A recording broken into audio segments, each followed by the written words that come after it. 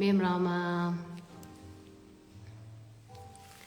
Përshëndetje, mirëmbrëma. A jeni mirë, si jeni? A jeni lodh?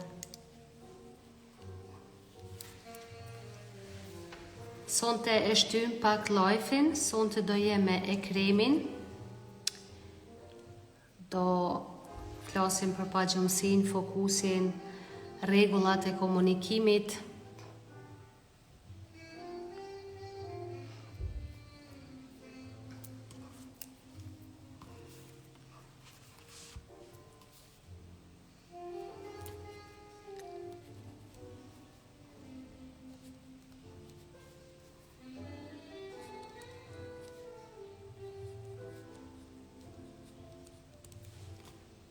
Mirëmbrëma njerëz të dashur, si jeni? Si po ja kaloni? Unë jam duke e pritur Ekremin, edhe do flasim qysh e thash për pagjumsinë. Po shkojmë kështu hap pas hapi, po i zgjedhim disa tema që janë natyrisht të rëndësishme. Përshëndetje, Fatlume Morina Lenjani, si jeni? A keni ndonjë pyetje, si po ja kaloni me jetën e përditshme? Si jeni me disponimin? A keni gjumë? A jeni lodh me flajt, se son të bu vonë? Mjaft vonë për me hi live, por që s'po doj me ndërprej. Përshëndetje. A keni ndonjë pyetje njerëz dashun? Mos hezitoni pyetni, se unë po e marr kohën ekstra për me hy, për me bisedu. A keni ndonjë pyetje në lidhje me gjithçka, në lidhje me energjinë, në lidhje me ëndrat e juve që doni me realizu? Vetëm ta. Çfarë keni për me tregu? A ka ndodhur diçka e re tek ju? Përshëndetje, Enkelejda, përshëndetje. Ku jetoni ju pak a shumë? Nga cilët vende jeni? Edhe si po ju hecin punët, si po ju hecin proceset, si po ju hecin ëndrat e juve, apo realizoni? Nga Lezhë? Oh, përshëndetje në Lezhë. Shumë bukur. A keni ndonjë pyetje, apo a keni ndonjë në Paris? Oh, mirë shumë. Në Paris. A keni me ndoshta edhe me tregu për ndonjë eksperiencë t'juve, ndonjë ndodhi, ndonjë manifestim që e keni bo? Ndonjë lirisht me e tregu. Ose Prishtinë. Punët po ecin si është më smiri që nga viti i kaluar që kem bajt trajnimin e kom rimar vetën dhe jetën super mirë. O, sa bukur. Vërtet shumë mirë. Gjithçka është e mundshme. Po hajtë më tregoni pak sa jeni me energji, si po ndiheni.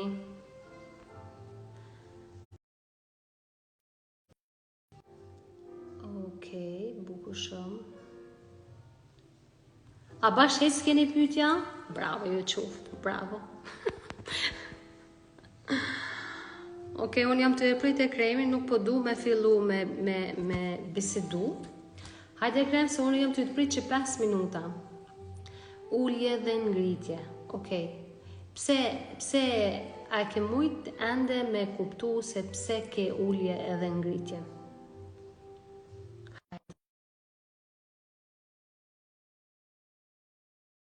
Do të bëhet edhe ma vonë. Okej.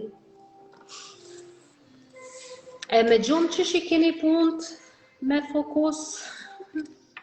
Ekrem? Përshëndetje, Apo më shetë sot? mirë mbrëma. Sigurisht nuk i pas ka pas faj telefoni, se ndrova, por kamera. Po të shoh, Apo më shetë? jo do që të është problemi që s'po të shoh. Qysh është e mundshme? Se di as vetë që është e mundshme, nuk e di ku me preke, ku s'pe preke, veç e di që nuk po të shoh ty. Na të shoh në mundësi kështu, mos ka në mundësi. Okej, shumë që di. Apo më tregon pak ku me prek. Se unë jam e i ri në këtë zanat. Okej, kamerën poshtë që e ki. Kamerën poshtë, Po, e ki kamerën, janë dy persona, e ki edhe një pikë pyetje, e ki edhe një kështu si shigjet. Kamerën poshtë, ku shkruhen Marja. komentet, aty poshtë e ki kamerën. Po thua, Po, kamerën po, kjo kamerë po ma qëtë vetëm, pet. Ja, tash e dole, unë ty po të shoh, po e di që po më ti shërua. mos po më shef. Këta që janë këtu, po më shohin. Me rëndësi dikon me po. Po, masi na po bashkë bisedojmë dhe është ma mirë me u Po më vjen i natë pse nuk po di me punu me. Pet po dal një herë. Hajde.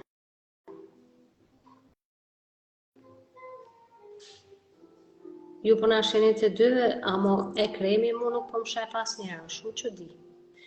Okej. Mirë mbrëma, Merita, mirë mbrëma, ne po ju shohim të dyve.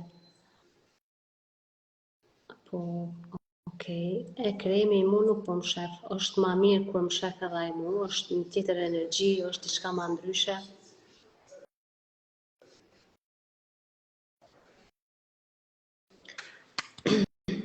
A keni pyetje njerëz të dashur? Mos hezitoni me pyet. Ju mundeni me pyet edhe direkt për gjanat e juve.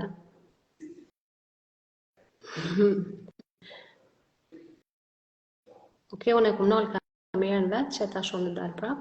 Okej, tash, ekran? Shumë që di. Edhe unë nuk di çka me prek këtu tjetër mos e... Nuk po shoh çka me prek, se me poshtë me prek, kisha prek. Pas po di çka me prek. Të poshtë, nuk po më qet kamerë që po një kamerë kam nal, edhe kamerën që e kthen anësh, domethënë nal kamerën, çon kamerën ko gjë më tepër. Po pyet dikush që janë temat tonte, tregoj cilat janë temat tonte.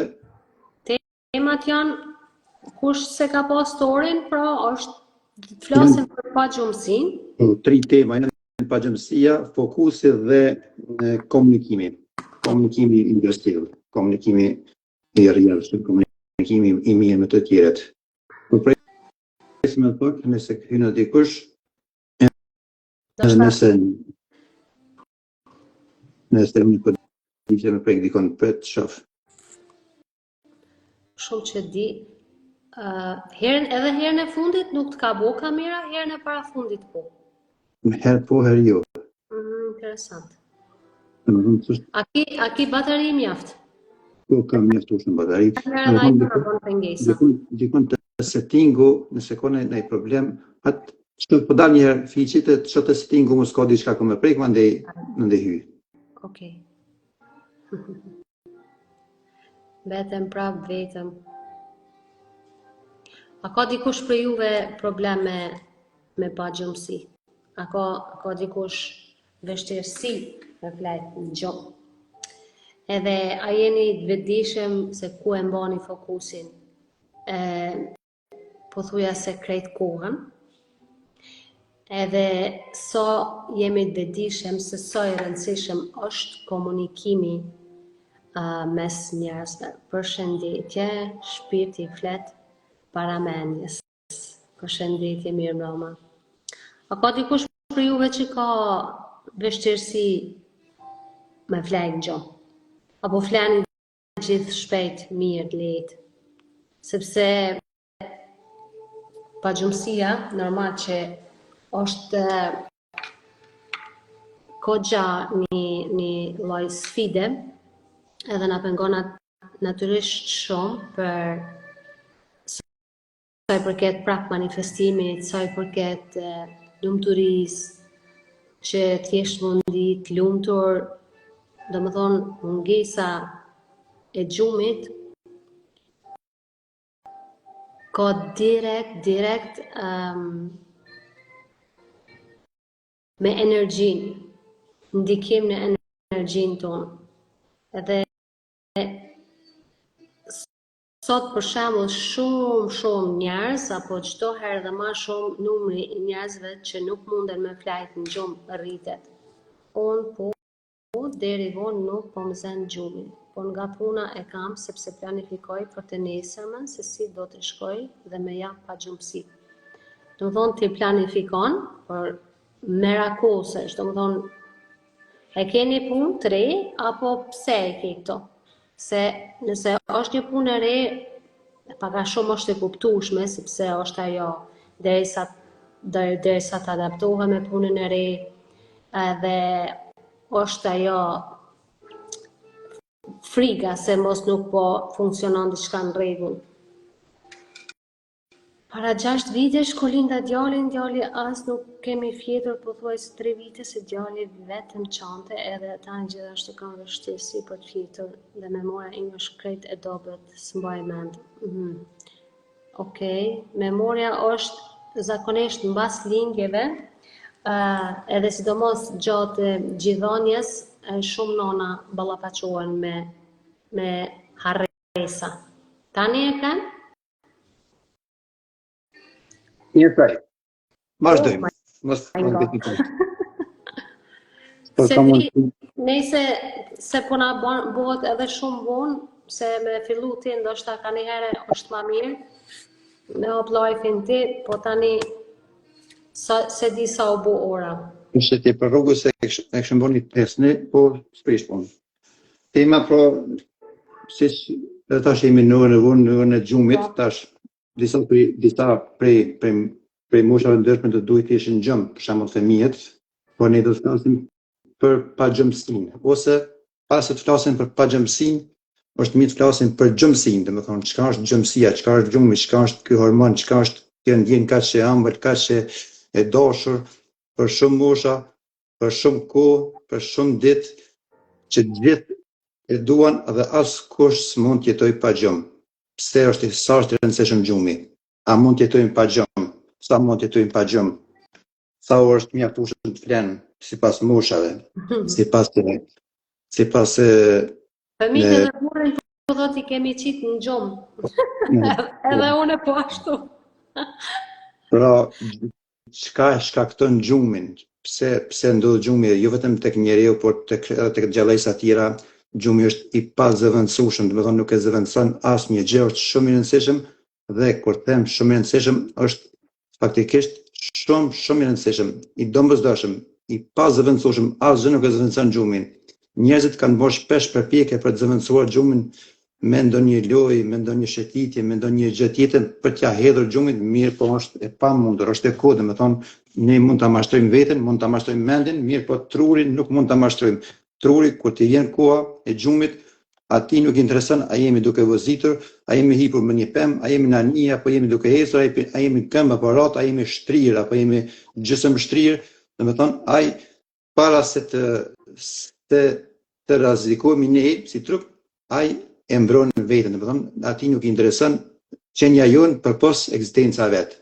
Gjumin kush e din dhe kush e din, shkakton një hormon, se ne kemi shumë hormone, domethënë hormonet shkaktojnë, për shembull dopamina shkakton hormonin e kënaqësisë, serotonina mandej shkakton hormonin e lumturisë, oksitocina hormonin e dashurisë dhe hormoni më i mirë, më i këndshëm që e duam të gjithë, i madh dhe i vogël, është melatonina, që është pra hormoni i gjumit. Ky shkakton gjumin. Melatonina zakonisht në mbrëmje kur fillon të rresohet, fillon ta shtojë dozën, domethënë sepse neve në mbrëmje zakonisht na merr gjumi, por nuk është se s'na merr gjatë ditës, mirë po kur bie errësira, melatonina rritet, domethënë hormoni i gjumit rritet dhe kërkon patjetër gjumin.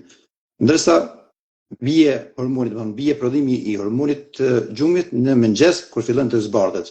Ne zakonisht nga njerë duam me rësirë, ta zëm ditën e bëjmë, i lëshojmë letat, e fikim dritën, e bëjmë rësirë për t'ja mundësuar melatonin, hormonit e gjumit të krijojë, domethënë për t'ja mundësuar melatoninës të krijojë hormonit e gjumit që neve na zot gjumi më herët. Ne themi nga njerë, po i mshiri syt, po i vjen një syt gjum. Pra, sytin ata që çepat e syve janë ata që mbyllin syt dhe krijojnë një gjysmë rësirë, sepse çepalla e syt nuk krijon rësirë plot, por krijon një gjysmë rësirë mjaftueshëm sa për të krijuar melatonin, hormonin e gjumit.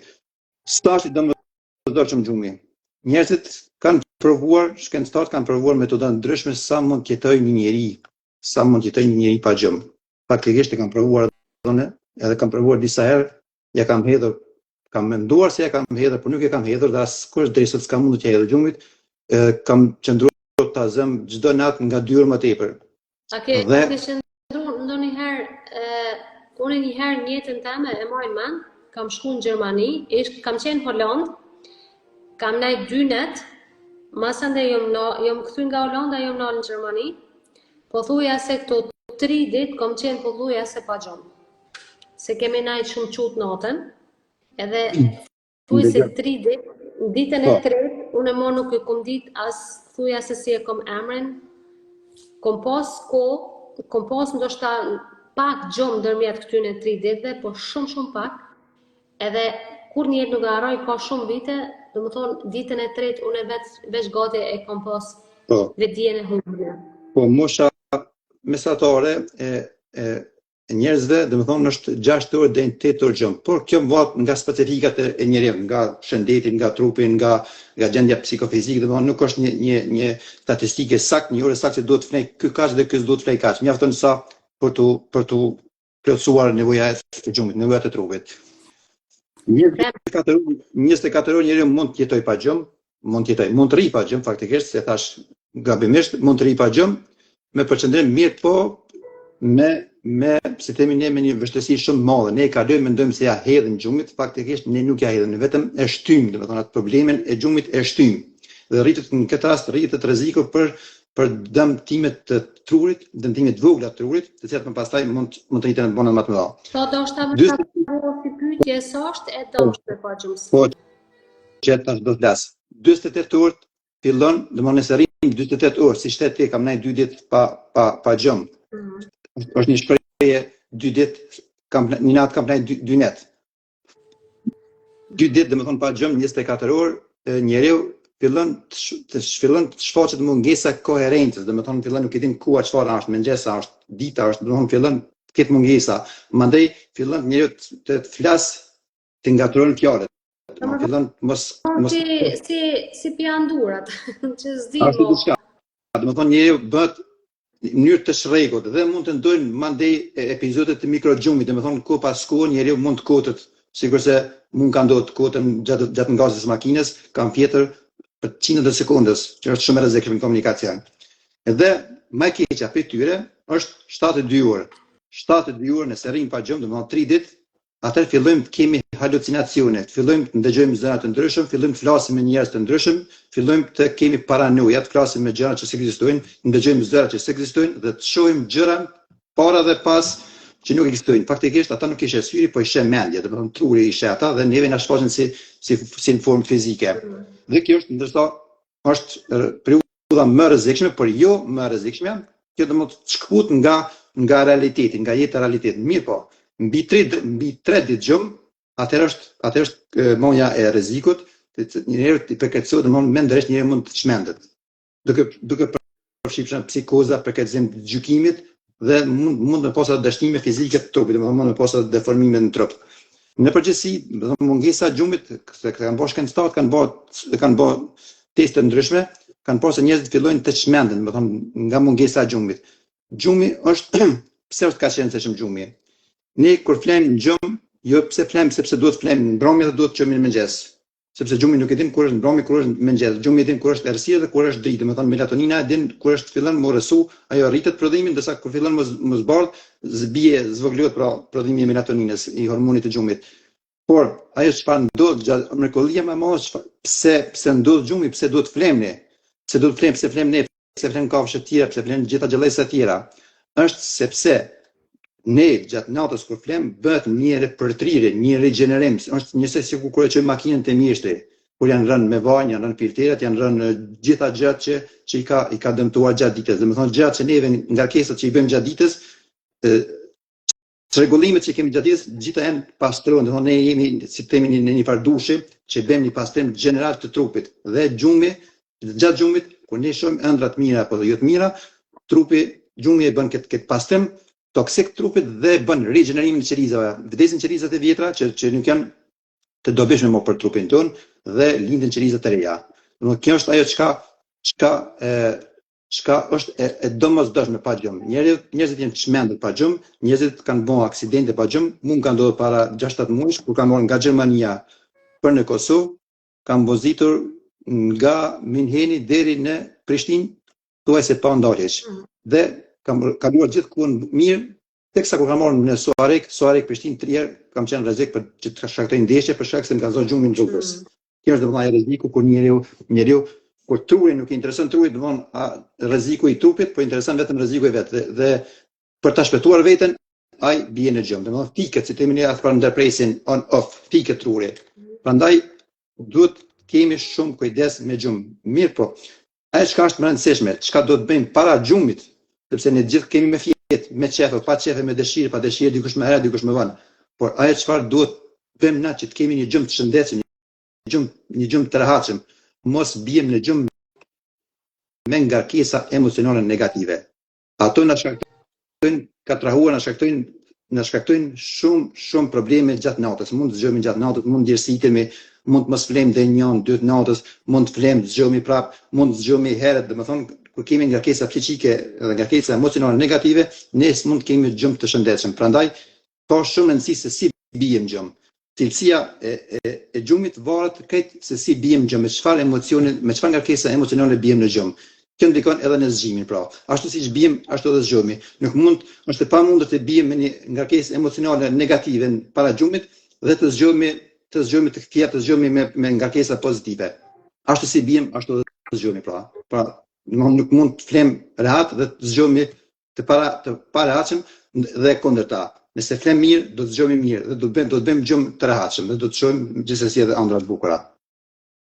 Një pyetje, çfarë këshillon për memorien, të lutem, kam qejf të lexoj shumë, por nuk mbaj mend asgjë.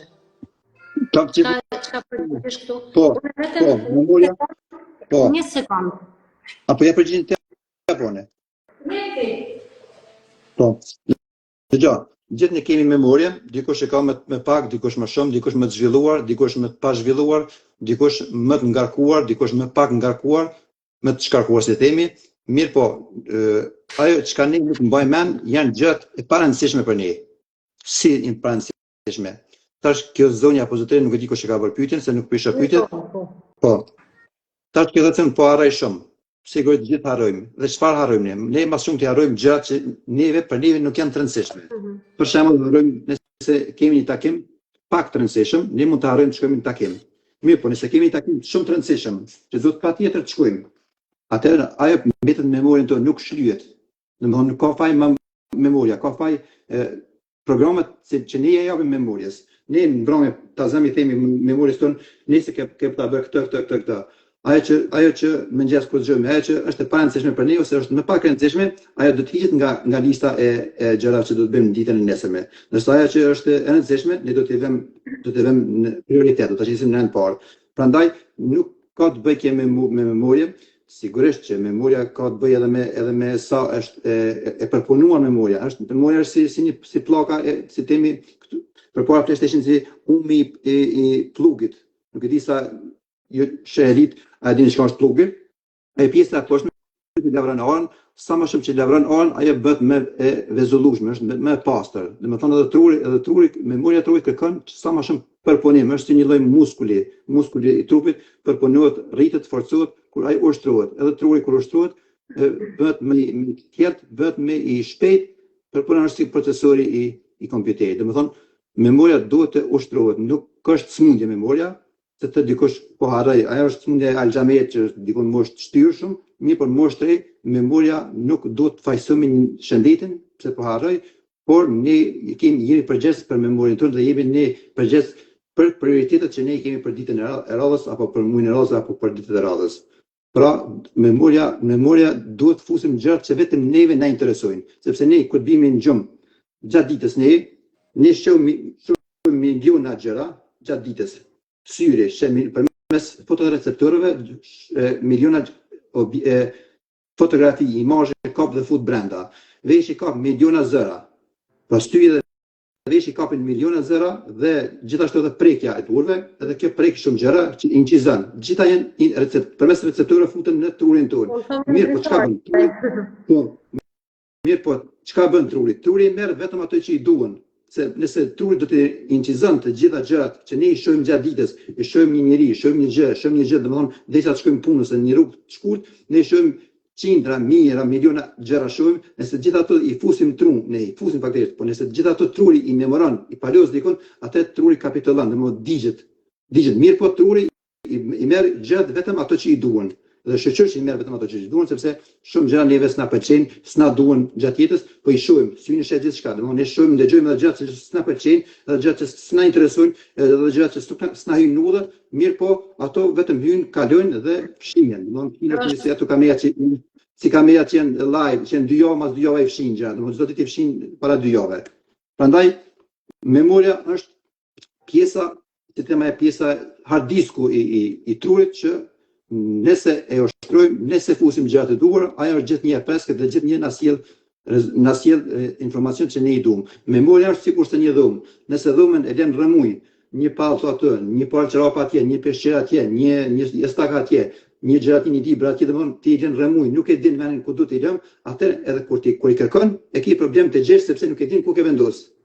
Dhe kjo është memoria. Kur fut në memorie gjërat të parancishme dhe i bën rëmuj, i grumbullon, atëherë ty nuk kujtohet.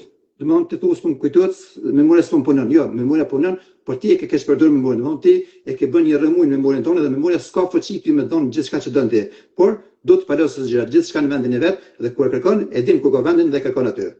Nuk e di sa i qartë në përgjigje. Shumë i qartë. Unë kisha dashur edhe me shtu pak këtu. Kjo është natyrisht një pasojë e pagjumësisë.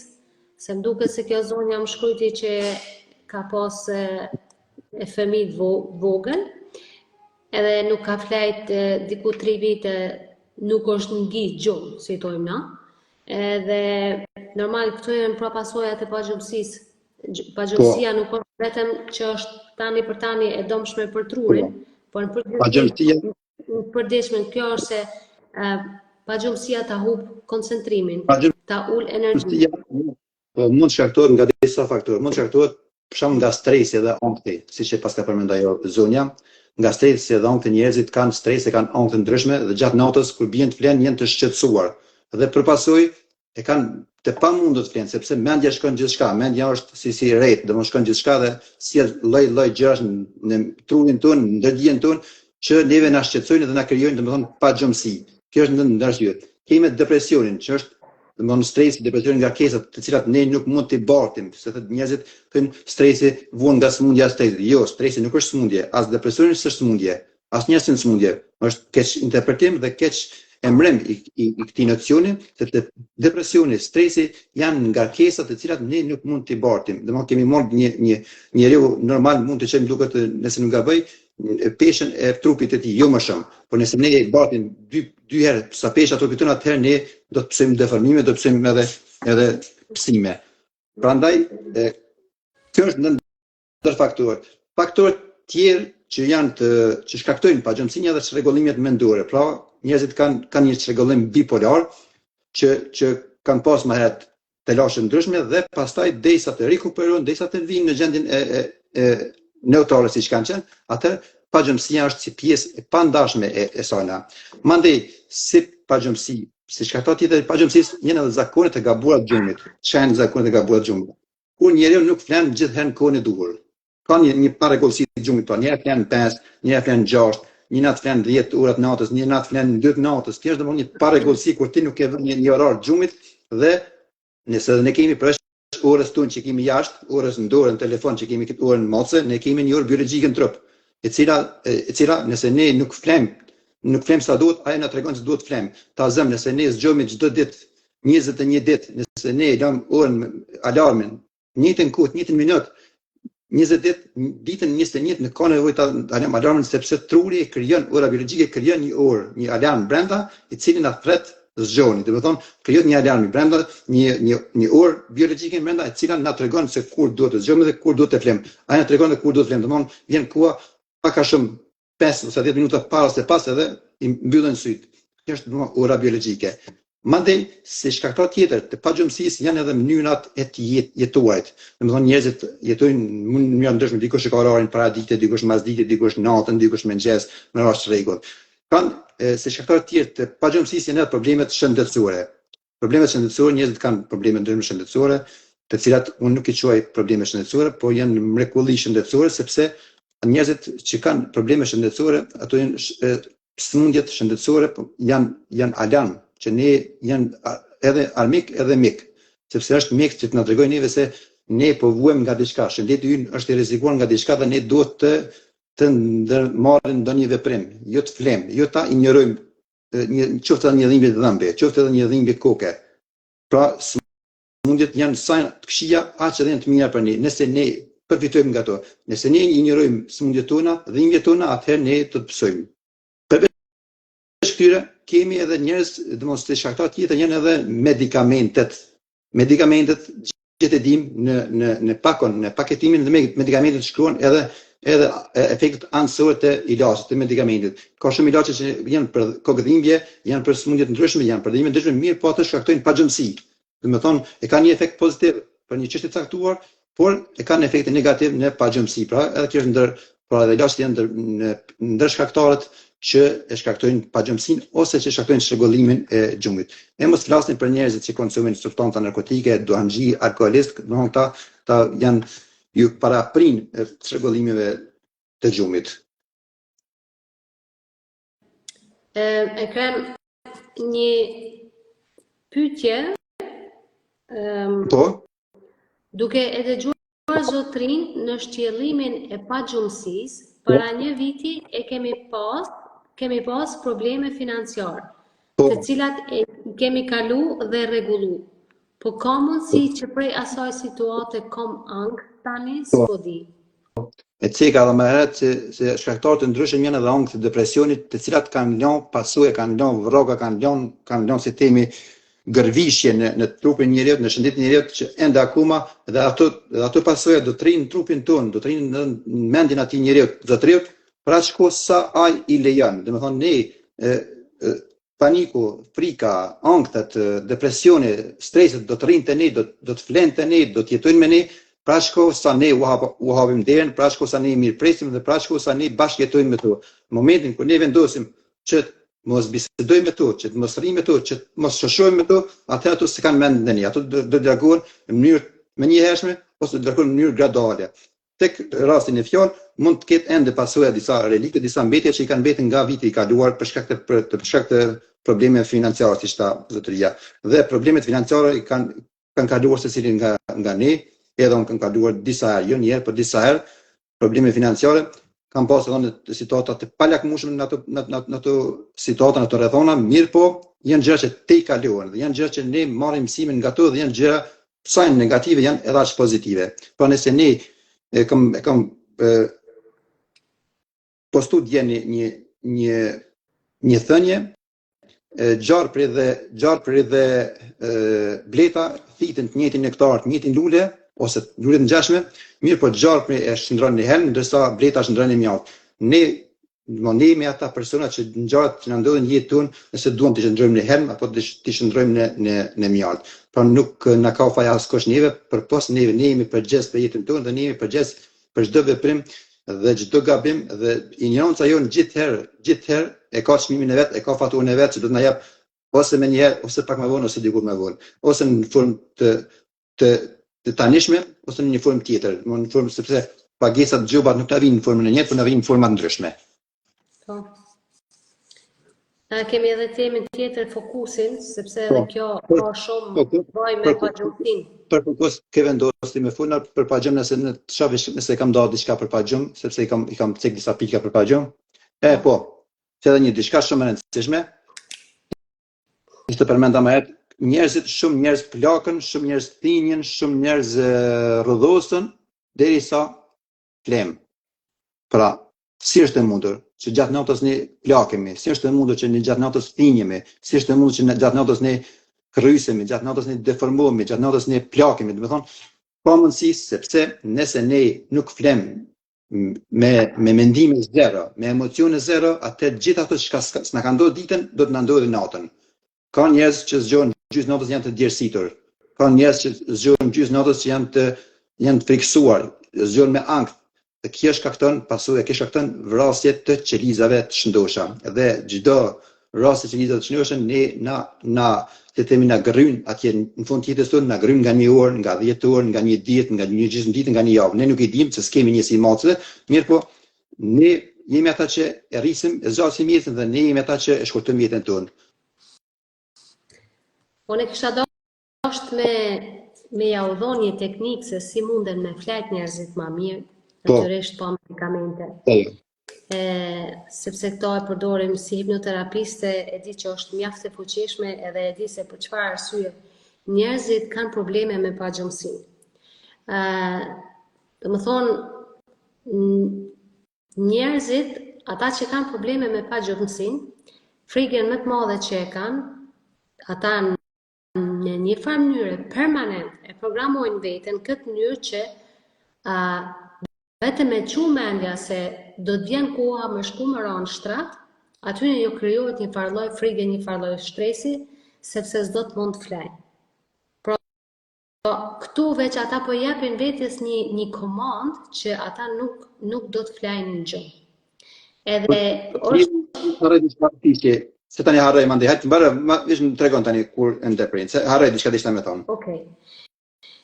Edhe pra kjo është frika më e madhe sepse ata tani kur shkojnë më ra me flet, gabimin që e bojnë, po shumica prej këtyre njerëzve është se kur shkojnë edhe binë në shtrat, mendja tyre bëhet shumë aktive. Domethënë, frika që është aq e madhe, ata fillojnë kanë frikë sepse kur shkojnë më ra me flet, zakonisht atëherë na futemi edhe më shumë mendime. Atëherë, domethënë na mendojmë edhe më shumë se sa që kemi menduar gjatë gjithë ditës.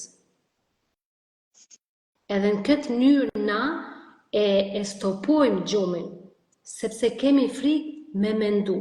Sepse zakonisht njerëzit që nuk munden me flet gjumë janë ata persona që nuk munden me nalë mendimet. Domethënë janë mendime të mëdha. Edhe kur binë më ra me flet, kur binë në shtrat, mendja bëhet edhe më aktive. Domethënë fillojnë edhe më shumë me mendu. Dhe zakonisht thuhet, në vend që të presesh me flet në gjumë për me ndru, filloni ndroni para se t'ju merr gjumë.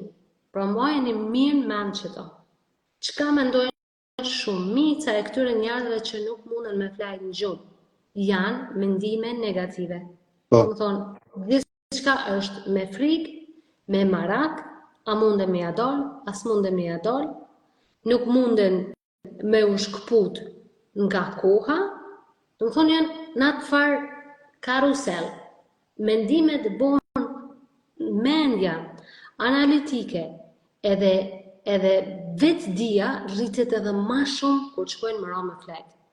Për shkak frigat.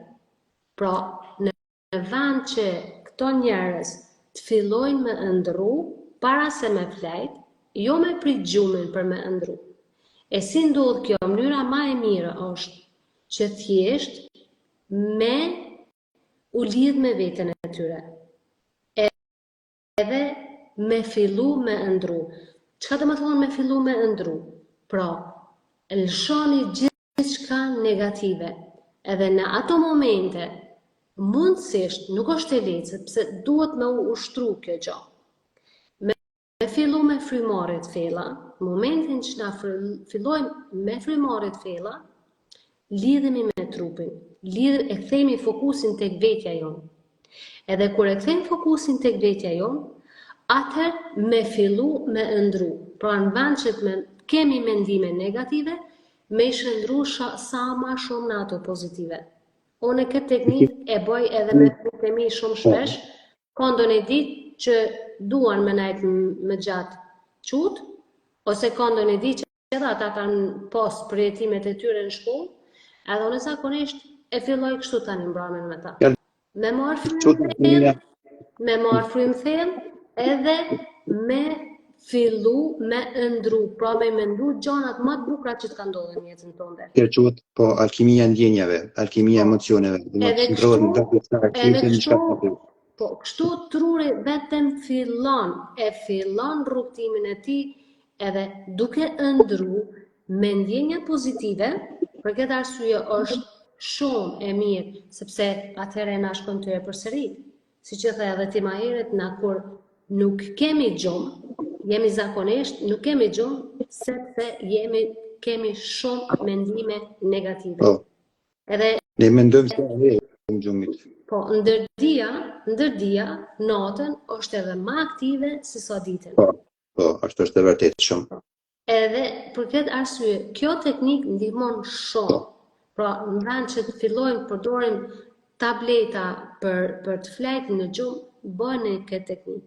Vërtet është shumë e fuqishme. Sepse kjo është një hipnozë. Pra, në vend që na ta programojmë veten me gjëra negative, edhe gjërat negative, pra mendimet negative, neve na bojnë edhe e kfillin mendjen edhe më shumë. Edhe mos kemi frikë me mendu, se shumica nuk duan me mendu, duan me ndal mendimet, e nuk mundesh me ndal mendimet. Mendimet ndalen vetëm kur fillon me ndru. Pra me ndru gjërat më të bukura që të kanë ndodhur në jetën tonë, ose ato gjatë ditës, se më parme, me fillu me ndru edhe njerë, me jetu edhe njerë. Edhe kështu fillon ndërdia, është pra kjo gjendje hipnoze, edhe me lëshu gjithçka, do të thotë trupin me lëshu komplet. Është absurde të mendojmë se ilaçet hapat e rregullojnë pagjëmsinë, ato vetëm sa e fshehin pagjëmsinë. Domethënë një ilaç i gjumit nuk e rregullon pagjëmsinë, nuk e neutralizon, por vetëm e fsheh për një kohë të caktuar, pra shko sa përdor ilaçe dhe mandej sapo të ndalin ilaçet prapë kthehet pagjëmsia. Mirë, po ajo çka harrohet se pak më herët. Kam njerëz për shembull se ato njerëzit që nuk munden me plak kur vin hipnoz, unë duhet me qenë e kujdesshme që mos me i fut në gjumë. E njëjta gjë mundemi me bo vetë. Pra, siç i vendosi unë njerëzit në hipnoz, edhe munden me flajt me njerë direkt me hinë gjumë të fill, njëjtën gjë munden me bo vetë në shtëpi. Thjesht duke u relaksu sa më shumë. Se sa më shumë mendime negative që kemi, aq më shumë muskujt e ton shtangohen. Na nuk kemi të vetëdijshëm për këto. Edhe sa më shumë që shtangohen muskujt, ne jepim sinjale trurit se diçka nuk është në rregull me neve, sepse truri kërkon vetëm siguri. Sakt, ai don vetën.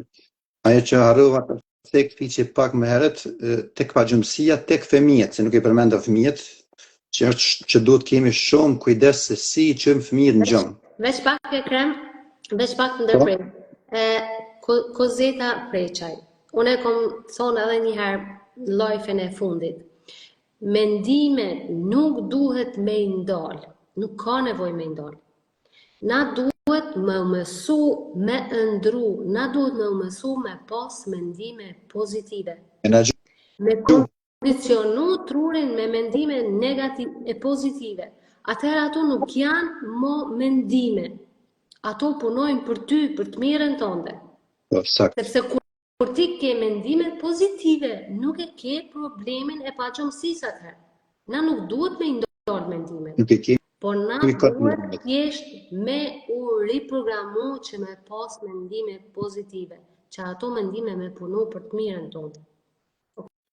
Po, tek fëmijët është shumë e gabueshme, tek fëmijët në kaluar ne mbojmë mend, që jemi gjinot pak më vjetër, po na kanë detyruar me fjet me zor, po s'kemi fjet për arsye ndryshme, sepse fëmijët jo gjithë kanë dëshirë të flenë, po na kanë shtyt të flenë përmes çortimeve, përmes frikësimeve, përmes Ka se do vjen ty, do vjen ai. kanë thonë për shembull halaka ose kur i thënë flense, shtriga, gogoli, mandej qen, jarusha, bile kam dëgjuar që në disa raste i detyrojnë edhe baballarët të imitojnë zënat të natyrës për ta friksuar fëmin me të flej.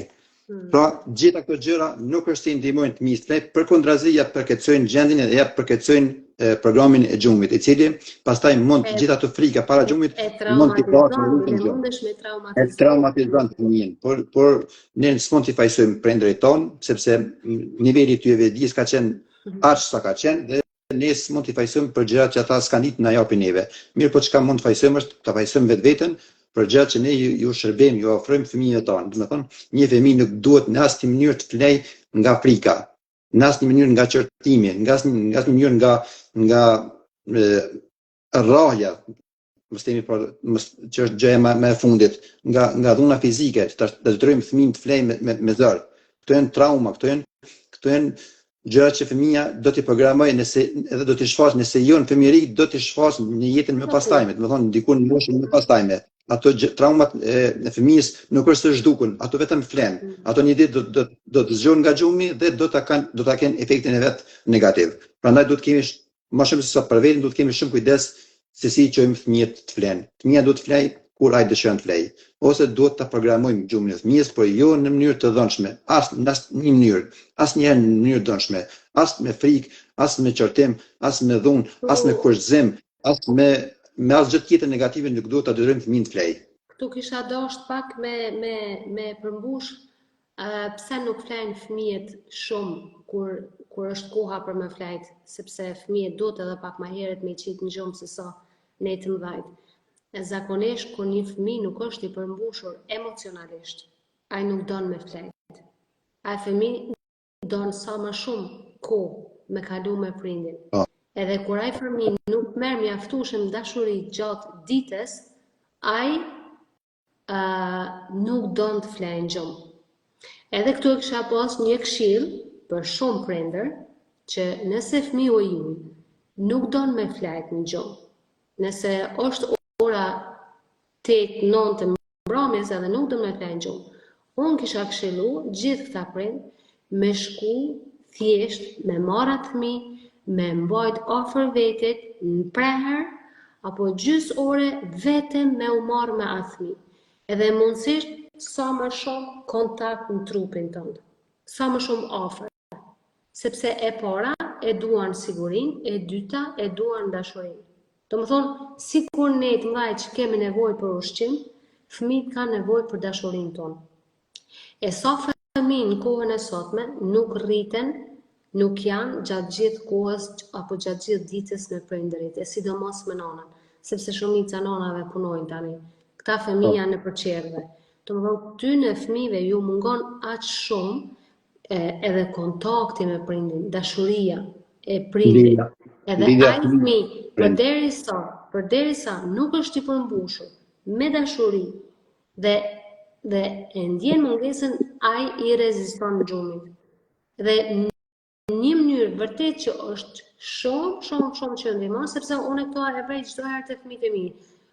Edhe unë kam fëmijë tjerë, edhe kam punë shtëpisë, edhe gjitha obligimet, por kur e vrej, ndonjë ditë ndoshta vërtet nuk kam pas kohë mjaftueshme për fëmijën tim, edhe pse unë nuk punoj gjatë gjithë javës, por kur e vrej se nuk është duke dashur me flejt fëmijën im, unë e di se për çfarë arsye.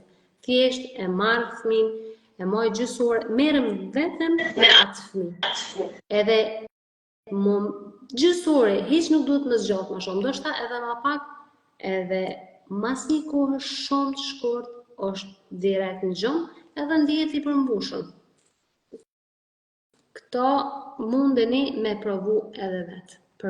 Pa pas nevojë me i bërtit fëmijës, pa pas nevojë me frigu, flaj se bon kështu, se duhet ashtu, se duhet kështu. Edhe nuk e dija ki diçka ende më ashtu, unë çka do është ta me të pyetje krem, se shumë shpesh kur ndëgjoj njerëzit ose kur i shoh që punojnë natën. Mu që kjo më vjen shumë keq për njerëzve, për njerëzve që bojnë punë natën. Çka kishe thonë ti çto? Sa është e shëndetshme që kjo? Gjumin dëgjoj. Thash më herët se melatonina, e cila krijon hormonin e gjumit, domethënë hormoni i gjumit quhet melatonin, ajo prodhohet në vonë kohën kur bie errësira. Errësira, domethënë përmes syve, syt e shohin errësirën, sikur pulat. Ti po pulat, s'ka nevojë të çojmë gjum, ato shkojnë vetë në gjum. Se i kemi në ato senzor të mbrëmshëm, domethënë sikur makinat. Ata, dëgjoj, gjumi i natës nuk zëvendësohet asnjëherë me gjumë ditës. E keni po, jemi tonë dëshmitar ata që punojnë në rrojet natës, ata që punojnë në ndrimet natës, ata që punojnë në furra, që punojnë në fabrika ndryshme që janë që punojnë 24 orë. Po, ndrimet natës. Prandaj paguhet më shtrejt gjithë ndrimi natës, sepse është gjëja më e keqe të punosh në ndrim natës, sepse jenë kundërshtim me orën biologjike. Domethënë, ora biologjike e trupit është në kundërshtim me orën që ne punojmë. Prandaj kemi rregullime. Gjumi i natës nuk zëvendësohet asnjëherë me gjumë ditës. Edhe pse ne mendojmë flem deri 1, deri 2, deri 3 ose gjithë ditën e kemi kod sepse vetëm gjumi i natës nuk kompenzohet me gjumin. Jo, nuk kompenzohet asnjëherë. Këta që udhtojnë jashtë Evropës, që shkojnë në Amerikë, ku zona është 6 orë, 8 orë ndryshe, gjithë thonë që kanë telashe derisa të adaptohen me orën biologjike atje, derisa të adaptohet trupi. Sepse atje 6 orë në sektor dritë atje është errësirë, domethënë 6 orë para se mbrapa ose 8 orë. Prandaj mungesa e gjumit natës nuk është e zëvendësueshme, nuk zëvendësohet asnjëherë me gjumin e ditës. Cila do të thotë ajo? Është vërtet edhe unë jam shumë vëzhguese krem. I vëzhgoj njerëzit pa mos. E vëzhgoj edhe jetën time, i vëzhgoj edhe njerëzit. Edhe i vëzhgoj edhe këta njerëz për shembull që vërtet kanë në punë me ndrimet natës, se sa janë suksesshëm edhe në jetën e tyre në përgjithësi. Të janë të humbur ditën. Këta që punojnë natën ditën janë të humbur. Nuk kanë bashkëbisedim. Po dhe nuk sjell sukses kjo në jetën. Po në bashkëbisedim nuk janë koherent, domethënë nuk kuptojnë, nuk të kapin këtë çka thuat ti, domethënë ose edhe vetë nuk flasin këtë çka mendojnë me fol, sepse janë të çrregulluar, domethënë kanë çrregullim me gjumë dhe kanë pastaj pasoja në folur, në komunikim dhe në mendim. Prandaj gjumi i natës është gjumi i natës, jo me kot rrotullimi i tukës, krijon natën dhe ditën, që i ka rënë edhe natën. A keni ndonjë pyetje sa i përket pa gjumësisë, gjumit? Po kemi edhe 2 pyetje tjera se i lam njerëz pa gjumë. Ne vetë po flasim për pa gjumësinë dhe i lam njerëz pa gjumë. Kjo ndonjëherë ndodh, po që unë nuk mujta marr me hyrë në orën 9. Gjithta që të live tek javën e ardhshme. Gjithta që po parashtrojnë pyetje, ju lutem mund të parashtroni pyetje edhe privat. Ju a kthejmë përgjigjet. Nëse jo brenda orës, mund t'ja kthejmë brenda 2-3 orës ose brenda ditës. Pa asnjë problem. Po, edhe ti krem i kthen pyetjet kështu perfekt. Ma sa mirë. Unë e ke ndonë për këto temën fokusi, që është shumë e rëndësishme. Fokusi duhet me fol 2 ditë për fokusin, po ti mundësisht me pak fjalë na flet pak për fokusin. Unë nuk kam po, normal. Pa gjumësia shkaktohet natyrisht edhe fokusin se ku e kemi, gjatë gjithë kohës. Ku jemi na njerëzit gjatë gjithë kohës me mendime? Ku jemi na njerëzit, sa jemi të vetëdijshëm, se problemi më i madh tek njerëzit është se nuk janë absolut të vetëdijshëm, edhe nuk jemi duke jetuar në kohën e tashme. Pra na krejt kohën jemi në programime. Edhe krejt kohën jemi të shkëputur nga vetvetja. Jemi të shkëputur nga vetja jonë e vërtet. Jemi shumë në kërkime. Jemi shumë në mungesë. Paratisur nga vetja. Komplet. Jemi në mungesë. Domethënë jemi shumë frekuenca të ulta. Edhe tek kur të bëhemi të vetëdijshëm, edhe tek kur të bëhemi të vëzhgues vërtet jetës tonë, edhe ta kuptojmë se ku në vërtet e kemi fokusin, tek atëherë ndryshon gjithçka në jetën tonë, edhe sidomos edhe gjumi rregullohet. Pra nëse ne me fokus nuk jemi absolut hiç të vetëdijshëm se ku jemi, atëherë tu krijohet një boshllëk Edhe çka ndodh, mas andej nata, do të thonë cikli vjen natë ditë, edhe kur shkojmë mëra me plengjo, me fokus jemi prap të gjanat negative, jemi prap shkputur nga vetja. Edhe këtu na destabilizohem komplet.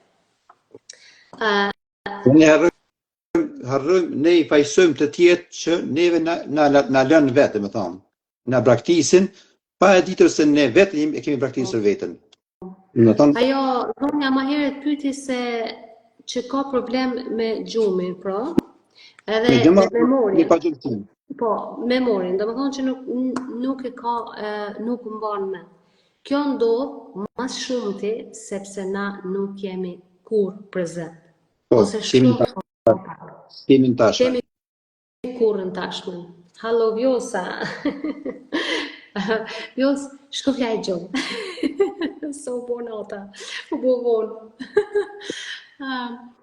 Pra, sa jemi në vërtet prezent? Sa jemi në vërtet prezent? Ku e kemi fokusin gjatë gjithë kohës? Edhe kjo është problemi më I madh pse na nuk mundem me majtë me, edhe pse na nuk mundem me flajt gjumë rahat. Edhe nuk mundemi na absolut heq as në gjumë re, apo life pak, edhe pse po shumë unë apëshaf jo me kfjelt. Pra, kur vedisohem tamam, se shumë për shembull ndoshta ka edhe që meditojnë, qetësohen pak, e prap, okej, zgjohen, edhe apet me fokus nuk janë kërkon. Pra fokusi është diçka që na shumë shpesh as që jemi të vetëdijshëm, nuk është veç me qenë pozitiv, për me qenë I fokusum në ata se çka do. Nuk është veç me qenë pozitiv.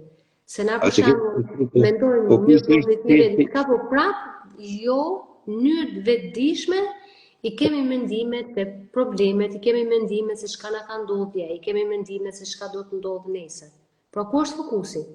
Edhe pse ti falenderohesh, edhe pse ti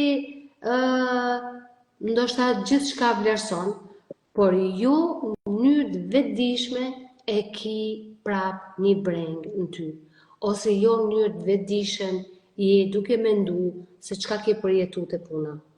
Edhe në këtë mënyrë na vetëm krijojmë, edhe krijohet vetëm një cikël, shkojnë me flajt, prap me ato mendime, edhe kjo. Pra, fokusi është ma e rëndësishme me u bo I vetëdijshëm se ku je duke dërgu mendin tënde vetëdijshëm. Si je duke vepru ti në mënyrë të vetëdijshme, që vërtet çdo vendimarrje që e bën me bo në mënyrën më të vetëdijshme të mundshme.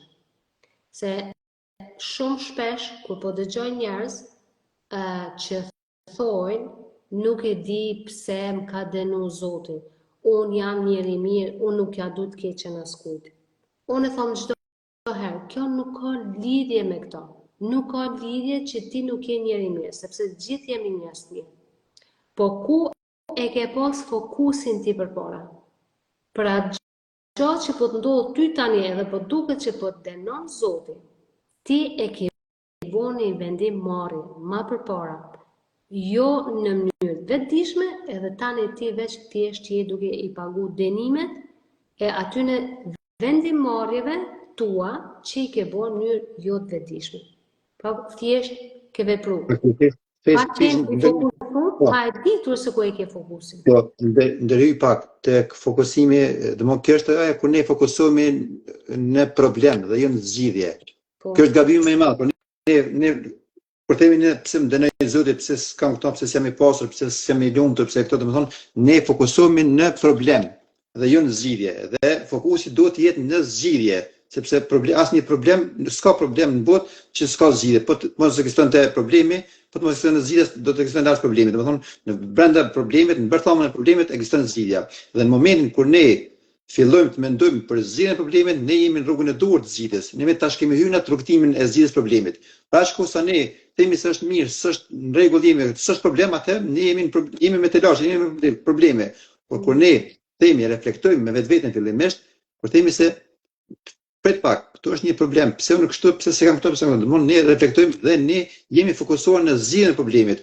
Dhe gjithë gabimi më i madh njerëzve është që psojnë jetë, që nuk e arrin ti marrin, ti kapin gjatë, që dëshirojnë gjatë, që i ndrojnë gjatë, që i kanë ëndër, gjatë që i kanë shkruar dikon. Është sepse ata janë të fokusuar më shumë në gjatë që nuk i kanë, domthonë në problemet e veta. Në problemet, zakonisht problemet nuk janë tashmen, por janë të kaluarën. Pra janë të fokusuar në problemet e së kaluarës dhe jo në zgjidhjet e së ardhmes. Pra fokusimi në problem dhe jo në zgjidhje e shton të lashën, i shton problemet ose e rrit problemin e vën më të madh. Po. Pra gjithçka është fokus edhe përderisa unë thash, nëse ne nuk betisohem se çka është, ku e mbajmë mendjen, pra që kjo është mënyra më e mirë, as meditimi, as teknikat e frymëmarrjes, as kurrë nuk na ndihmon më shumë se sa thjesht me u bë vëzhgues. Termi përgjigje Kozletës fiqin parë, se më të preva, Kozleta kjo është çështja. Problemi para se të zgjidhet duhet dihet çka ka shkaktuar problemin. S'mund ta zgjidhësh një problem të diçkoje në diçka tjetër ose me diçka tjetër. Pra problemi duhet fillimisht ta gjejmë burimin nga ka ardhur problemi, çka ka shkaktuar problemin. Unë edhe them nuk janë probleme, këto janë thjesht procese tjetër që na me urrit. Po ne quajmë probleme. Ne quajmë probleme, pra shko tani quajmë probleme, ato mbeten probleme. To i quajmë mendja probleme. Po, momentin që ne i fillojmë të zgjidhim, atëherë mos janë probleme, janë zgjidhje ose janë në rrugë të zgjidhjes. Pra, kozeta problemit zgjidhen duke ditur çka i ka shkaktuar ato. Gjenezën, burimin, nga kanë ardhur, pse kanë ardhur, kush i ka shkaktuar, në çfarë kohë shkaktuar, në çfarë mos është shkaktuar, çfarë gjendje emocionale ke qenë ti ku e shkaktuar. A ke shkaktuar ti, a ka shkaktuar dikush tjetër që ti ke marrë si tuat. Domethënë, janë një sër shkaktarë që shkaktojnë problemin që ti duhet ta dish, pa ditë ne s'mund ta dim. Duhet edhe me u bë të vetëdijshëm se jam e bindur se secili prej neve këtu që e ka kaluar tani po them një problem se kështu e dim më mirë se për çka jemi ty fol. Secili prej neve që e ka kaluar një problem na ka bërë më të fortë. Secili prej neve tash nëse e mendojmë një problem që e ka ndodhur më përpara, do ta kuptojmë se pas ka qenë për të mirën tonë, se përmes çatij problemi na jemi rrit, jemi zhvilluar. Gjithçka është për të mirën tonë.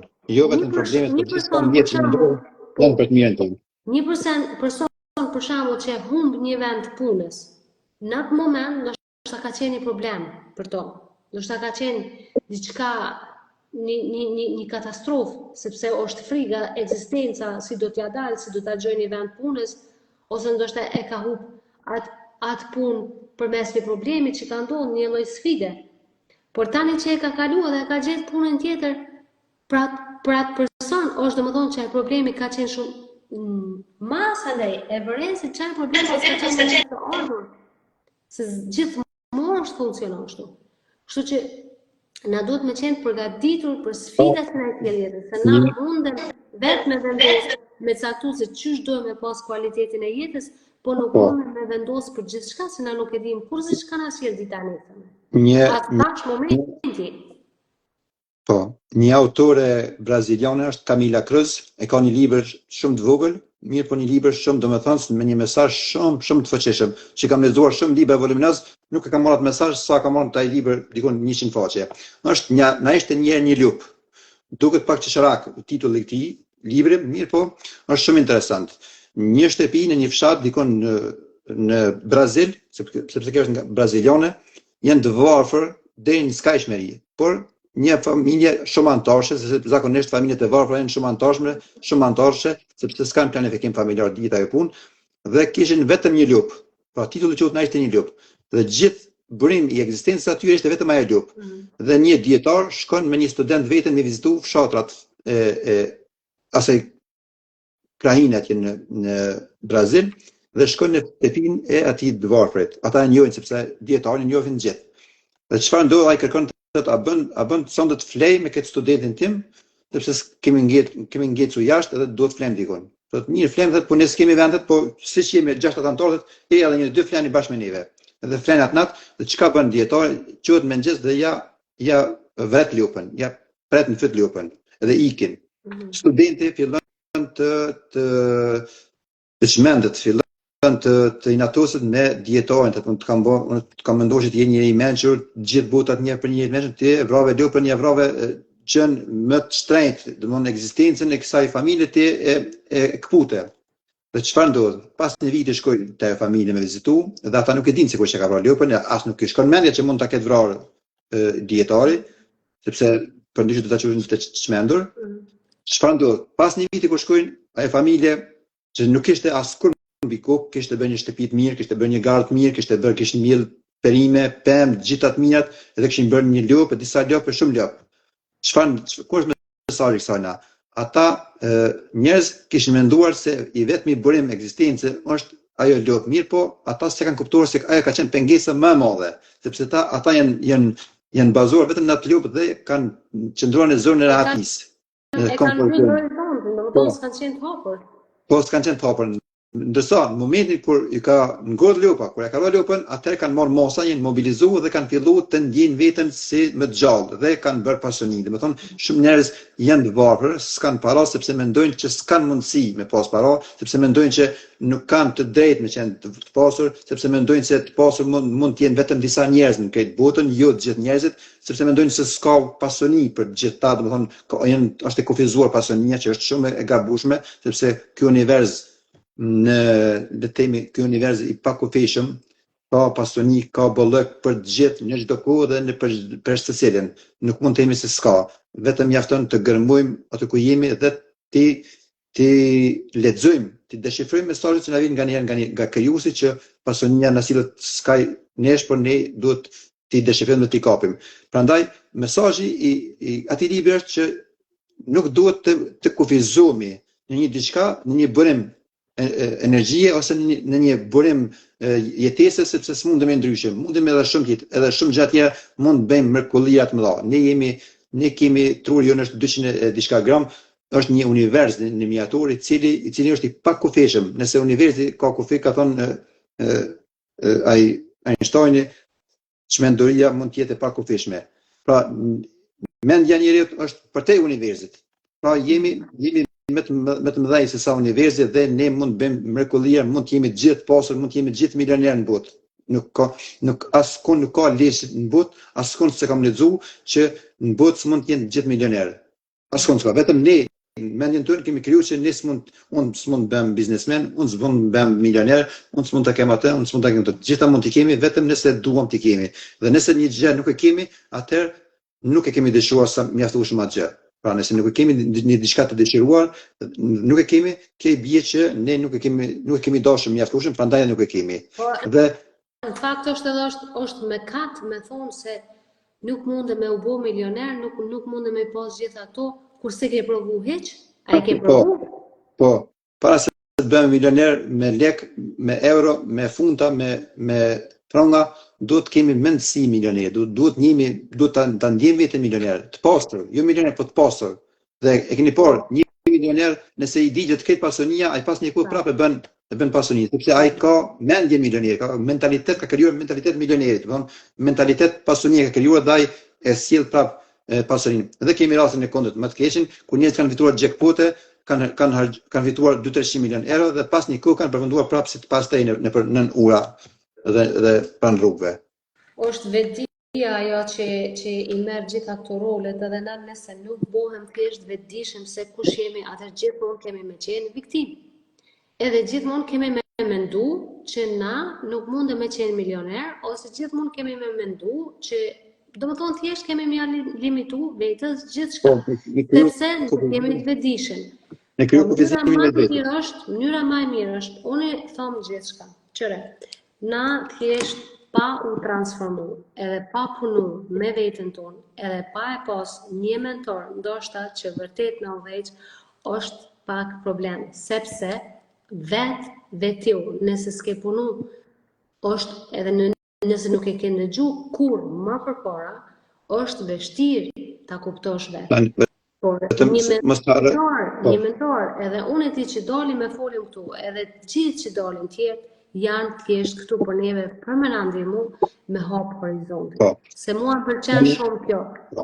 Nëse për shembull mendon ti se kjo, po, sepse përderisa nuk buhemi të vetëdijshëm, na nuk mundemi me kap as situatat as mundësit. Edhe nëse jemi edhe nëse ku me ditë se sa më dashtë. Përderisa se kuptojmë se vetëdija është ajo çelësi kryesor që na thjesht me arrit aty se ku dojmë. Një shembull konkret është tani live, është Sherie Kryezeva, është gruaja e djalit Taxhës tim, i përshëndes gjithë ata. Këta jetojnë në Austri, po ta ndëgjosh rrethimin e djalit Taxhës ose burrit saj, se si ka shkuar në Austri, se si ka jetuar para se të vi këtu ku është, të tërheqet trup, është një histori në vete. Mirë po sot djali Taxhës dhe Sheria të dytë kanë shtëpi milionëshe në Austri. Pra nuk është e paraqitshme asgjë. Asgjë s'është e paraqitshme. Absolut, hiç asnjë gjë nuk është e paraqitshme. Këto mund ta them edhe unë vetë, sepse e di se si funksionon edhe e di se si kam arrit fëmijat. Po edhe unë jam familje 8 anëtashe. Çfarë duhet të bëj për me u pasuru? Vetëm bashkëshorti punon. Po unë vazhdimisht jam fokusu që do të kem bollëk, e them çdo ditë afirmim, paret bollëku më vjen nga çdo anë. Edhe apo ja japon. Që po ja japon pak më shkurt, ti tani tjetra. Kur e thua, edhe nëse e ndjen, vërtet, unë e them vetëm të kesh durim, sa ajo do të vjen. Por mos e thuaj nga ndjenja e mangësisë.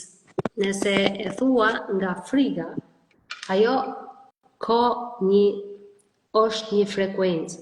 Do të thonë, sepse ti nëse jenë frekuencat frigës edhe e thua nga friga, është diçka tjetër. Por nëse e ndjen, vërtet e ndjen, ajo ka prap dallim. Por që me qenë më të pasur, edhe me u bë më të pasur më shpejt, thjesht jetojeni tani paralel. Sepse e kam provu vetë edhe e di se si funksionon. Nuk po zgjas më shumë. Zonja Miria Krosi, është një autor gjerman, Bob Proctor, ai thotë kështu, thotë, para se të bësh i pasur, për të qenë i pasur, fillimisht duhet të ndjesh i pasur. Domethënë edhe nëse s'ke parë në xhep, duhet sidesh sikur ke. Jo ta bindësh veten se s'ke lek, se s'ke euro. Domethënë duhet të qëndrosh, duhet të kesh ta kesh ndjenjen që ti ke para, sepse mungesa e ndjenjes se të pasurit para e sjell mungesën e parave.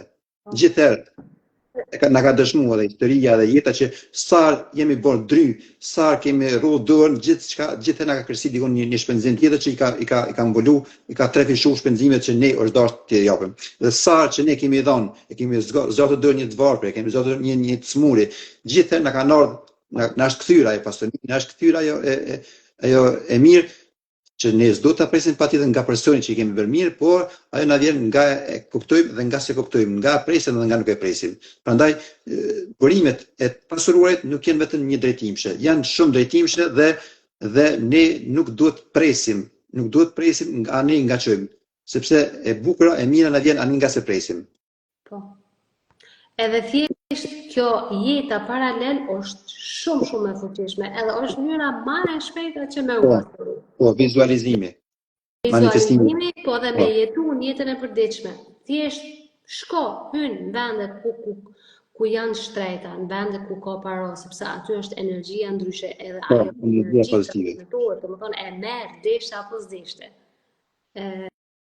Unë shumë e vërtet është, unë jap shumë pak. Pasionia nuk vjen duke kërkuar dhunshëm. Pora nuk vjen duke kërkuar padurueshëm. Nuk vjen. Vetëm dëshirat plotësohen vetëm në mënyrë natyrshme, të shlirshme.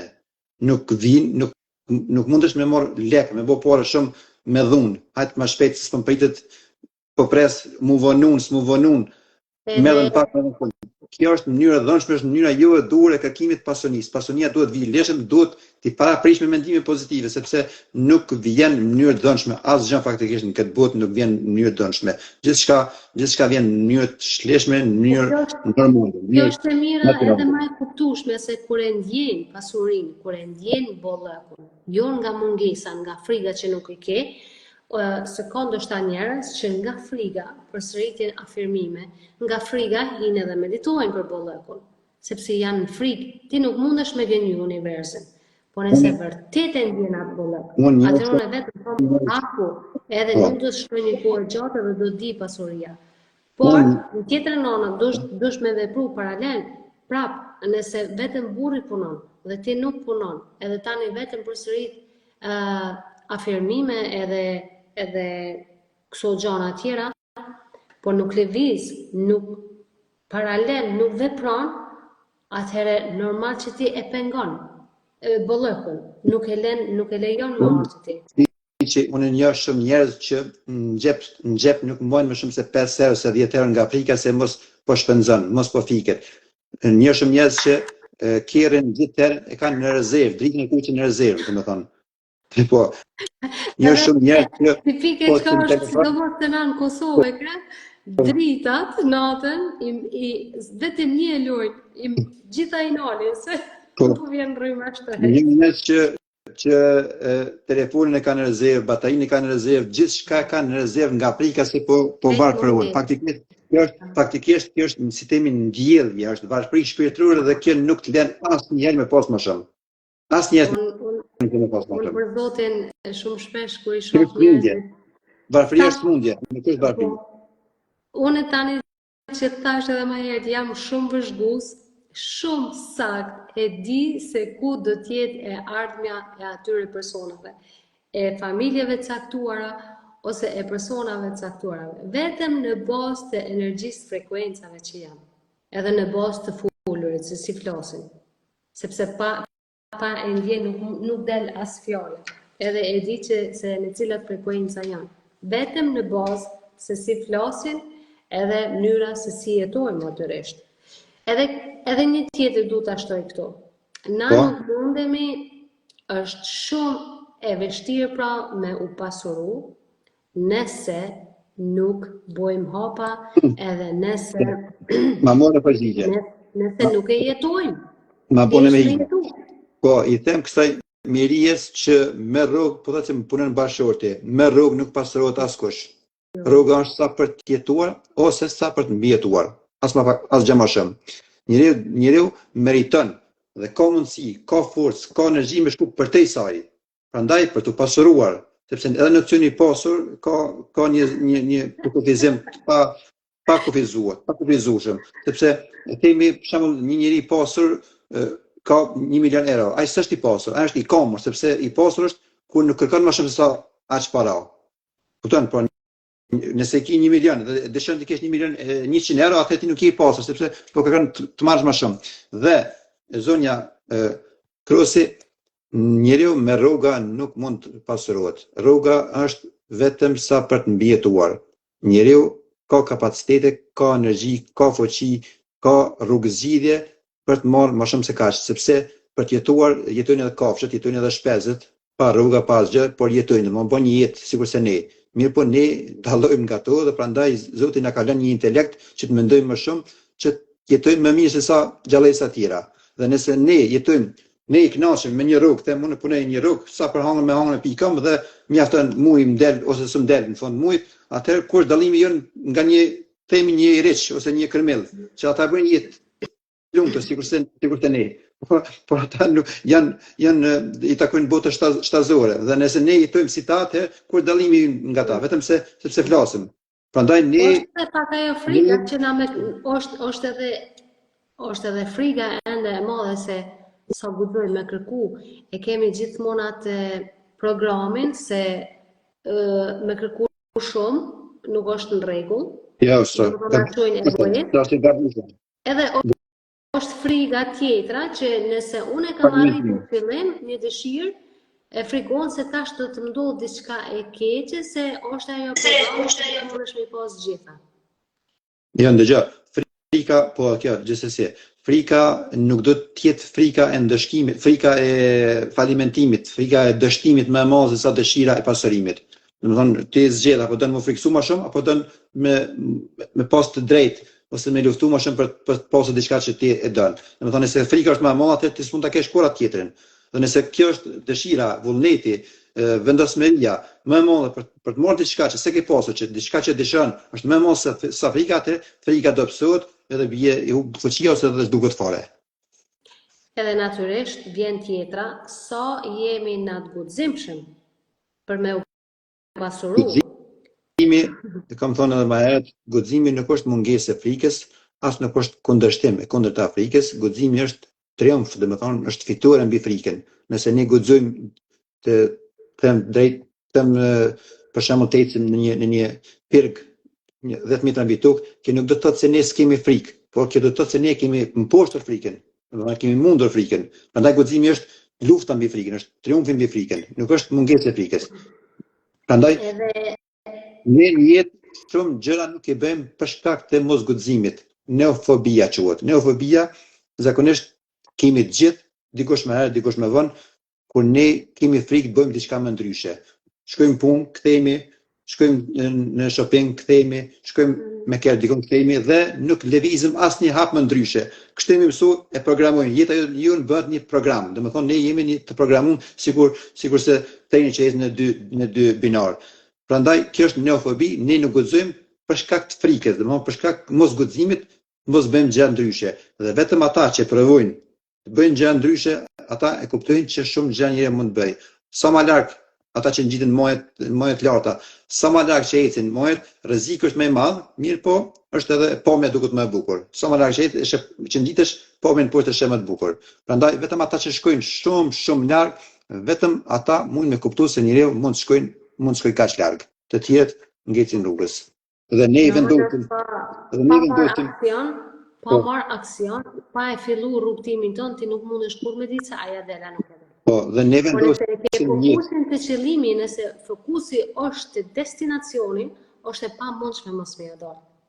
Edhe thjesht me qenë komplet i vetëdijshëm edhe me vetbesim plot. Fokusi gjithë ne kemi provuar në ujë, në lum ose në oqean ose diku ku ka pas në perg, kemi gjujt guri sa më larg. Hajde kush po gjun gurin më larg. Edhe sa më larg që jep haz, që jep forcë gurit, guri e bën harkën më të madh dhe shkon sa më larg. Dhe nuk e ndalin pengesat që janë 1 metër ose 2 metra. Prandaj ne duhet kemi fokusin sa më larg, jo fokusin e vogël. Nëse ne na thot dikush se duhet të shkojmë në katin e 15, çfarë do ndodh me neve? Dikun ka kati i 7 ose i 8 ose i 10, ne do të lodhemi. Sepse ne e dim që në katin e 15 kemi më nal. Mirë po forca neve na lëshon më herët, sepse përgatitemi më lodh më herët. Mirë po nëse dikush na thot se keni me në katin e 30, ne katin e 15 do ta kalojmë pas një vështirësi, sepse e dim që fokusi ynë është te kati 30. Prandaj ne sa më larg që qëmë fokusin, aq më shumë kemi energji dhe aq më pak ka mundësi të plani yt, projekti yt, fokusi yt të ndërpritet ose të bllokohet nga diçka që është gjatë rrugës. Shumë e vërtetë. Shumë. Është shumë e vërtetë. Kemi pas në folur për komunikimin, që është një temë pak shumë më e gjatë se sa që përndoj tash. Unë kisha thonë këtë pjesë ndoshta s'kish qenë keq me lon për një natë tjetër se po shkon shumë. Po, personte, se tash të folëm për gjë me paxhëmsi, tash nëse ne i themi rrini çut e ngona neve i vjen kundërshtim ato që folëm herët. Unë këtu vetëm domethënë, unë vërtet shumë herët flajnë gjom, domethënë dimrit sidomos ndodh që në ora 9:30 jam veç në gjom. Verës 10-11 mas vonte unë bi me flajtë. Se vërtet shumë jam e kujdesshme për gjumin, edhe jam i ndjej me njëherë pasojat gjatë ditës, nëse s'kam flajë mjaftueshëm, unë nesërme nuk jam Nuk e dini kapacitetin e njëjtë. Të vëdijshëm çfarë regjenerimi bën gjumi i shëndetshëm, gjumi i qetë. Çfarë sigur kur hyn në filtra dhe të ndalen gjitha toksinat. Aq mrekullira bën gjumi natën. Kur është gjumi i mirë, kur është gjumi i shëndetshëm, kur është gjumi i qetë. Domethënë që është në mëngjes i freskët, i gatshëm për gjithçka të mirë, për gjithçka plot energji. Dhe kur qohesh pa energji në mëngjes, sigurisht ke pas të lashe ose para gjumit ose gjatë gjumit.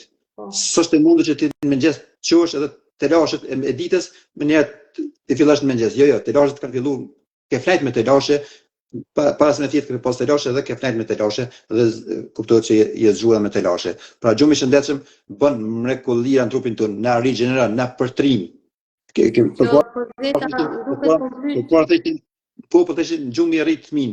Shumë e vërtetë që e rrit fëmin gjumi, sepse jo vetëm që e rrit, po edhe e shëron. Edhe neve na shëron. Shumë gjërat në trup që ne s'mund t'i bëjmë as me ilaç, as me operacione, s'mund t'i shërojmë, na shëron gjumi. Domethënë gjumi është shërues. Prandaj duhet kemi shumë kujdes, nuk duhet ta zëvendësojmë gjumin, as ta injorojmë, as ta ndrojmë me diçka tjetër sepse është i pazëvendësueshëm. Është mrekullia që ndodh në trupin tonë dhe është e pazëvendësueshme. Unë kam provuar një natë 2 orë, një natë 2 orë edhe kam menduar që ja kam hedh gjumit. Mirë, po kur ka ardhur dita e fundit e 6-të ose 7-ta, u dosh me hedh 2 ditë rresht për me kompenzu orët e humbura. Domethënë, nëse ti mundesh me mashtru, ti mendjen e mashtron, po trurin s'e mashtron. Truri është ai që don më shumë vetën se sa neve. Edhe kjo është për shembull kur bën udhëtime gjata që shkon nëpër shtete të tjera edhe ki ke jet lag, domethënë gjumit. Unë për veti kur e kam përjetuar një gati se më ka dosht me kompenzu gjumin për deri sa i stabilizu. Domethënë, sa të kthen mbrapa. Edhe gjatë asaj jave, ti absolut nuk je, domethënë, vetëm ekziston pothuajse, si je sikur i mpirë, din? Truri është, domethënë, vetëm trup fizik që merr prim. Në gjendje. Je kufu me gjallë. A gjë më shumë. Se di Kozeta më duket më ka pyet kur qohesh në çfarë ore, unë zakonisht qohem çdo ditë në ora 7. Të shtuneve qohem në ora 6, ditë të javës tjera qohem në 7. Kozetës i them që të mos krahasoj me gjumin të tjerëve sepse çdo trup e ka, çdo njeri e ka është i veçantë, e ka gjumin e veçantë dhe e ka kohën e gjumit të veçantë. Pak a shumë ka një ngjashmëri, mirë, po nuk do të krahasojmë ai flajti tetor flajën, jo. Trupi ju na tregon, ora jonë biologjike na tregon sa kemi nevojë për të fjetur ne. Nuk kemi nevojë as të flejmë ashtu sa që duhet, po as më pak sa që duhet. Trupi ju në din sa duhet të flejmë dhe ai na tregon kur duhet të zgjohemi. Mjafton ta ndëgjojmë atë orën tonë biologjike që kemi brenda. Mjafton, unë them që kur të shkoj me flajt, ta zën gjumi me një herë. Po, kjo është më e shëndetshmja për krejtëve. Me mendim. Edhe unë këto gjithmonë e kam pas edhe e kam ende, tamam që bi me flajt.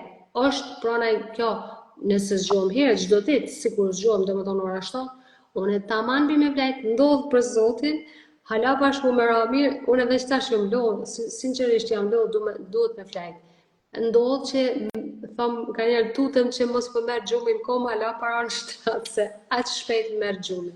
E kjo është mënyra më e mira. Edhe tani, kualiteti i gjumit, sa gjumë të rehatshëm bëjmë, sa herë zgjohem në natën, a flajmë gjatë gjithë natës, apo zgjohem 2-3 herë, më varet edhe kjo, se tani nëse ti shkon me flajt në ora 8, edhe qohesh në 12-1 natës, ajo nuk është e shnetshme, nuk është e mirë. Me rëndësi është që ajo është edhe makesë, ti një farë mënyrë po e stimulon trupin me zor. Po thjesht është që kur shkosh me flajt, me zonë gjumi, edhe deri kur qohesh mëngjes, edhe si po thotë e kremi, unë shumë shpesh vërtet këtë orën e mbrëmshme, e lon kaq ora më uqu, edhe vërtet me minuta unë qohem për gjumit. Gjumi i shëndetshëm e zgjat jetën, gjumi pa shëndetshëm e shkurton jetën. Bëni mend që dy gjëra. Se kjo po thojnë me uqun 5 është e shëndetshme. Unë me uqun 5 gjithë ditën nuk di me fol. As nuk jam disponibël absolutisht. Prandaj do të krahasojmë me gjumet e të tjerëve, sepse secili ka orën biologjike të vetën. Atëherë mirë ti nuk mediton, po ti bën hipnozë, zemër, janë vetë hipnoza, se meditimet janë diçka tjetër, nuk flajmë në meditim. Kjo është lloj hipnoze, pra, vetëm që thjesht hinë në trans hipnoze, por tash po lexoj Meria pas ka thënë, unë jap shumë pak dhe më kthehet shumë. Nuk e përcakton Merieti nëse është pak ose shumë, e përcakton dikush tjetër dhe nëse të kthehet pak ose shumë prapë përcakton dikush tjetër. Domethënë nuk motet ajo që jep dhe merr nuk motet me kilogram as me centimetra. Ato vlerëson dikush tjetër dhe na kthehet në forma tjera. Po. Unë personalisht s'kam çka më shtu, mos e u bën ora 11, tash do të flen edhe këtu në familjen time sigurisht kanë orën e gjumit. Kështu që unë ju përshëndes dhe ju uroj një gjem të shëndetshëm sonte edhe zgjem poshtë të shëndetshëm. Edhe unë gjithashtu i përshëndes gjithë edhe që thash edhe më herët ndroni para se të flani, mos pritni me flajt për me ndru. Flani, mos qeni ëndra me sy hapur, por me sy mbyllur.